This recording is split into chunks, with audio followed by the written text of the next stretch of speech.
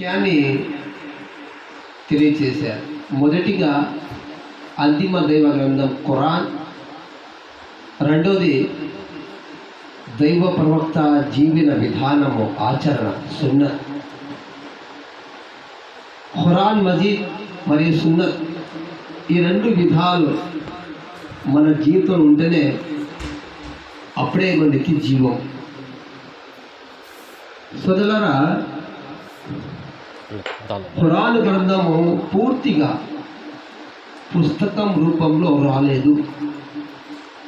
సమయాన్ని బట్టి, సందర్భాన్ని బట్టి దైవ ప్రవక్త ముహమ్మద్ సల్లల్లాహు అలైహి వసల్లంపై సర్వ సృష్టికర్త, మహోన్నతుడు, అద్వితీయ దేవుడైన అల్లాహ్ తన మధ్యవర్తి అయిన జిబ్రాయిల్ దూత ద్వారా, జిబ్రాయిల్ అమీన్ ద్వారా ఖురాన్ గ్రంథాన్ని కొద్ది కొద్దిగా వహీ రూపంలో దైవ ప్రవక్త ముహమ్మద్ సల్లల్లాహు అలైహి వసల్లం హృదయంపై ఖురాన్ గ్రంథాన్ని అవతరింపచేశాడు. తర్వాత దైవ ప్రవక్త శిష్యులు ఆ ఖురాన్ ఒక గ్రంథాన్ని, ఆ ఖురాన్ ఒక వాక్యాన్ని రాశారు.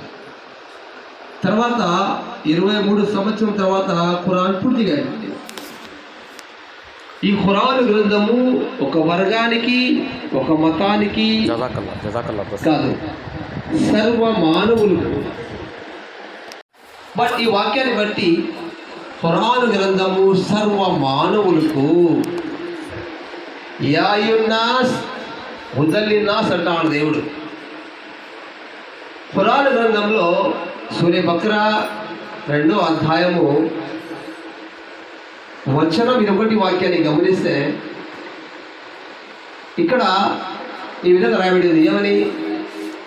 ఓ మానవులారా, మిమ్మల్ని మీ ముత్తాతలు సృష్టించిన ఆ సృష్టికర్తను మాత్రమే మీరు ఆరాధిస్తే బహుశా మీకు మోక్షం ఉంది. ఎటువంటి మోక్షం అంటే తనకు తాను నరకం నుండి కాపాడే అవకాశం లభిస్తుంది. ఆయన అనగా సృష్టికర్త మీకోసం భూమిని పాన్పుగాను, ఆకాశాన్ని కప్పుగాను తయారు చేసి పైనుండి వర్షాన్ని కురిపించి భూమిలో రకరకాల పంటలు ఏర్పాటు చేసి మీకు ఆహారం ఇచ్చేవాడే మీ సృష్టికర్త అల్లాహ్.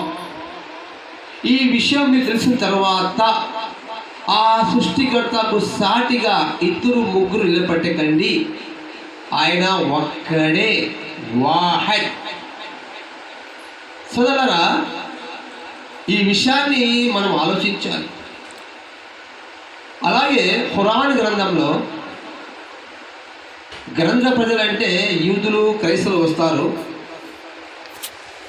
ఖురాన్ గ్రంథం సూరా నిసా 4వ అధ్యాయము 171 వాక్యాన్ని గమనిస్తే అక్కడ దైవ ప్రవక్త ముహమ్మద్ సల్లల్లాహు అలైహి వసల్లం ద్వారా అల్లాహ్ ఈ విధంగా సెలవిచ్చాడు.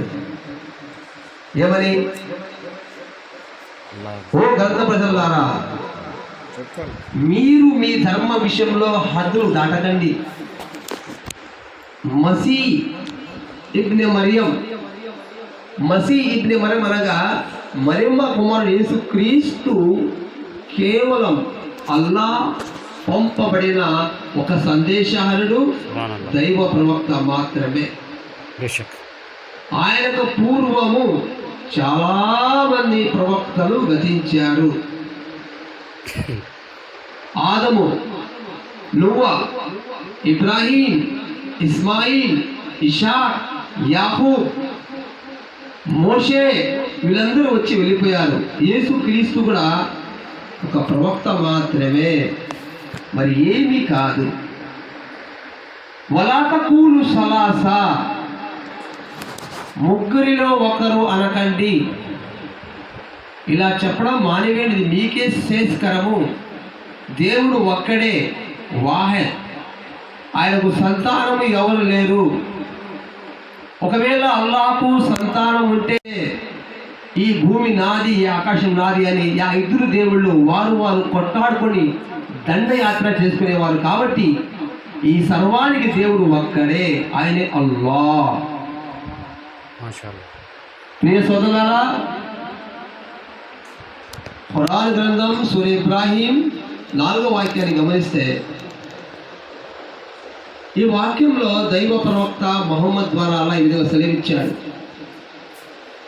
ప్రతి కాలానికి, ప్రతి యుగానికి వారి వారి మాట్లాడే భాషలో ప్రవక్తలను పంపాను. వారి సందేశం కూడా ఒక్కటే.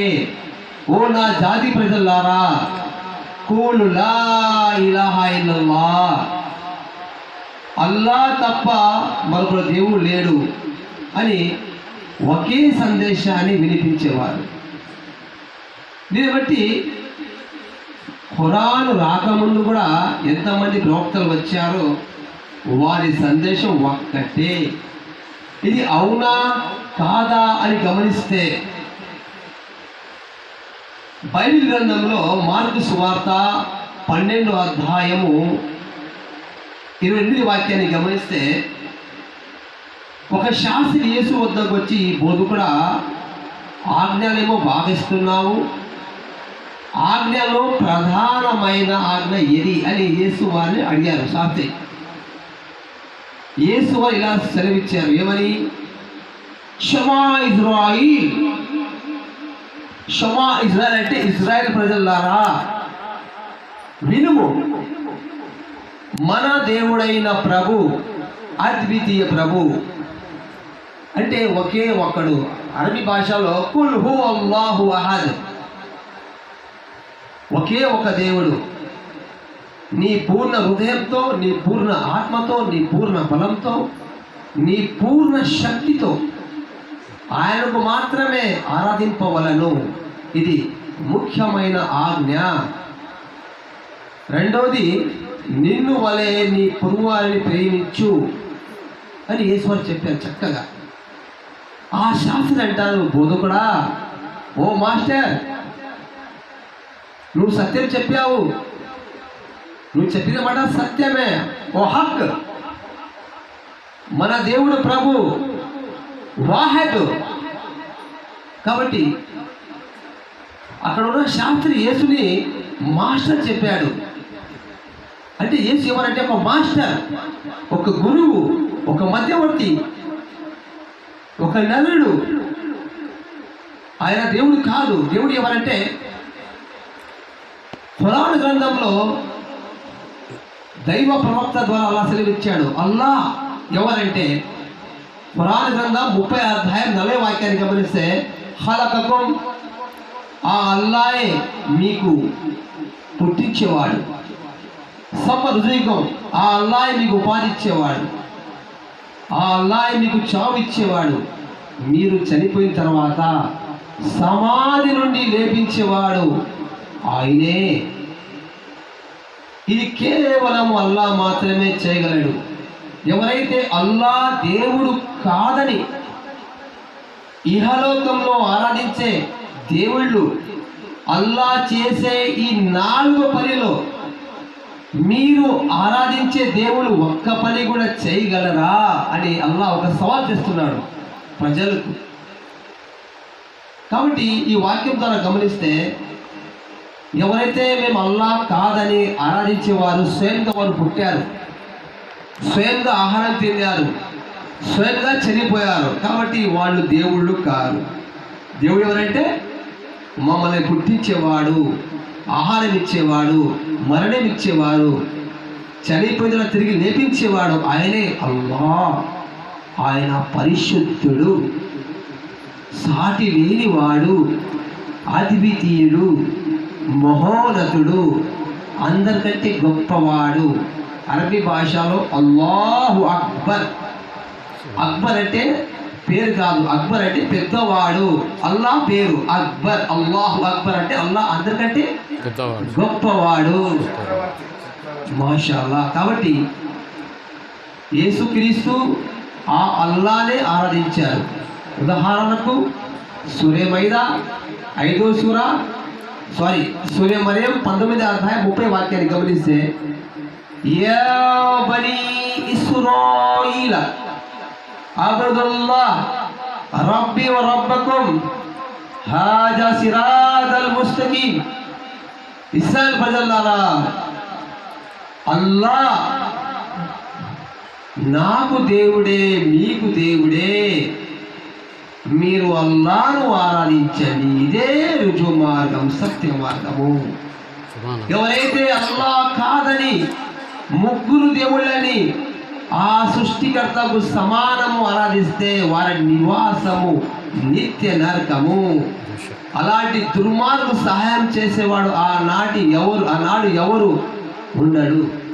కాబట్టి యేసు చెప్పిన మాట ప్రకారము మనం కూడా ఆయన మాట విని ఆ మహా సృష్టికర్తను అల్లాహ్ను ఆరాధించాలని, ఇదే ఇస్లాం సందేశం, ఖురాన్ సందేశం, దైవ ప్రవక్త ముహమ్మద్ సల్లల్లాహు అలైహి వసల్లం సందేశం. కాబట్టి మోషే ప్రవక్తను నమ్మాలి, యేసుక్రీస్తును నమ్మాలి. అలాగే చివరి ప్రవక్త, అంతిమ ఋషి, ఖాతమున్ నబీ, దైవ ప్రవక్త ముహమ్మద్ సల్లల్లాహు అలైహి వసల్లం కూడా మనం నమ్మాలి. అప్పుడే మనం నిత్య జీవము. సహాబీలు కానీ, యూదులు కానీ, క్రైస్తవులు కానీ ఎవరైనా సరే దైవ ప్రవక్తని విశ్వసించరో వారు స్వర్గానికి అర్హులు కారు. కాబట్టి దైవ ప్రవక్త ముహమ్మద్ సల్లల్లాహు అలైహి వసల్లం గారిని నమ్మాలి. అప్పుడే నిత్య జీవము, ఇదే సరైన మార్గము. ఇన్షాల్లా నా ప్రసంగాన్ని ముగిస్తున్నాను. పెద్దవారు ఉన్నారు, లాయరు, పెద్ద హోదా ఉన్నవారు, అయితే కొంచెం కూడా అహంకారం లేదు. ఆయన కోసం దువా చేస్తున్నాను. మంచి వ్యక్తి, అల్హమ్దులిల్లాహ్. అడ్వకేట్ జీవి రత్నం సార్ గారు, మా గురువు గారు పిలుస్తున్నాను. ఇప్పుడు ఆయన పేరు 5 నిమిషాలు ఆయన ఒక సాక్ష్యము తెలియచేయాలని నేను కోరుతున్నాను. ఇప్పుడు ఆయన పేరు మొహమ్మద్ ఈసా. మొహమ్మద్ అంటే ప్రవక్త మొహమ్మద్ పేరు, ఈసా అంటే యేసుక్రీస్తు పేరు. కాబట్టి ఈ విషయాన్ని గుర్తించాలి. అస్సలాము అలైకుం వరహ్మతుల్లాహి వబరకాతుహు. జజాకల్లాహ్.